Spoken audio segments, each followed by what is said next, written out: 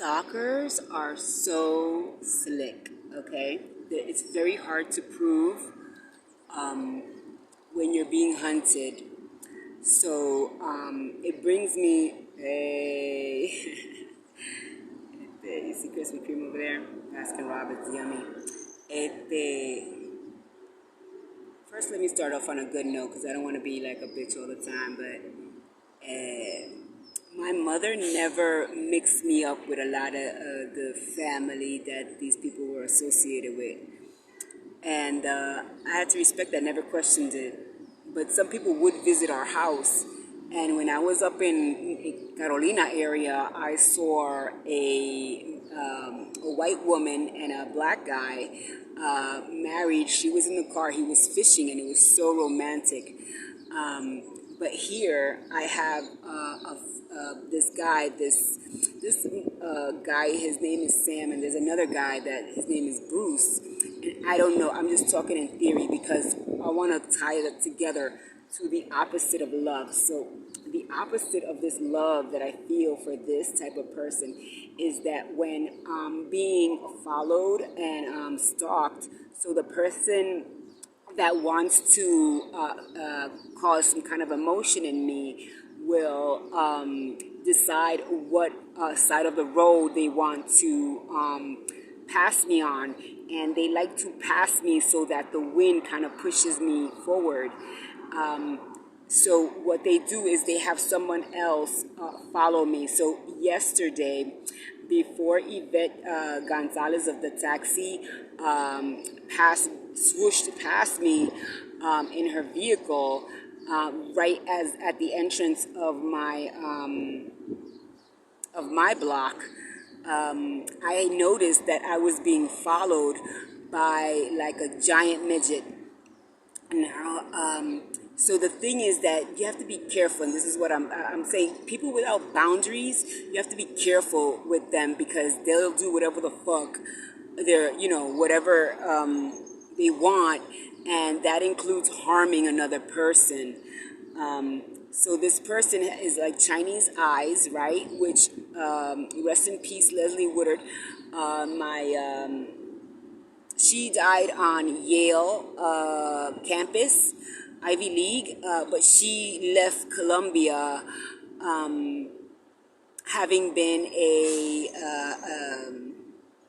a writing instructor there and having been prior to that a ballerina. And she had a weak heart and she died calm in her house, I understand. A lot of people lit a lot of candles for her and she was well loved. But the thing is that she had told me that you have to be able to defend your racism, right? So I was saying chinky eyes. When I say chinky eyes, everybody knows I'm talking about a Chinaman, right? So she said you can use words like that are more politically correct, like narrow eyes, almond eyes, white chinky. And I'm like, my character would never say fucking almond eyes, So this person I'm trying to describe the person that was following me. So he's a younger male. Looks like he works out. See, the thing about Chinese people is that they have a thicker skin. And the thing about white people is they have a thinner skin.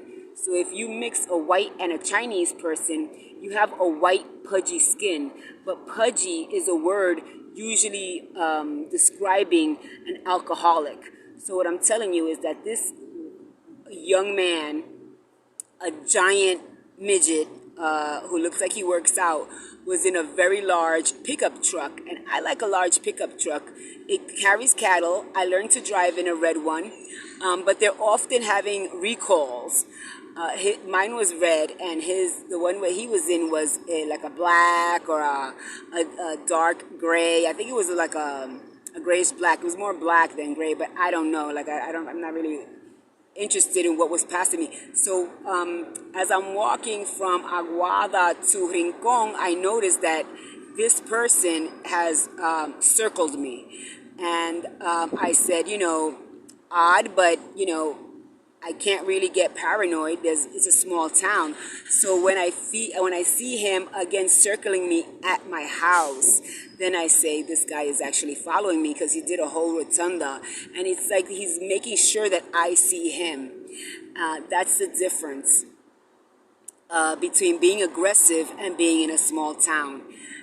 So just be careful with this pudgy skin younger man without any boundaries. He's Asian. He's got Asian Chinese eyes, but he's a white boy. He's got this large. I have an Aquarius face, but he's got he doesn't have the square jaw of a stomach type, but he has a very large head of like a typical Chinaman, a little more rounded because of the whiteness.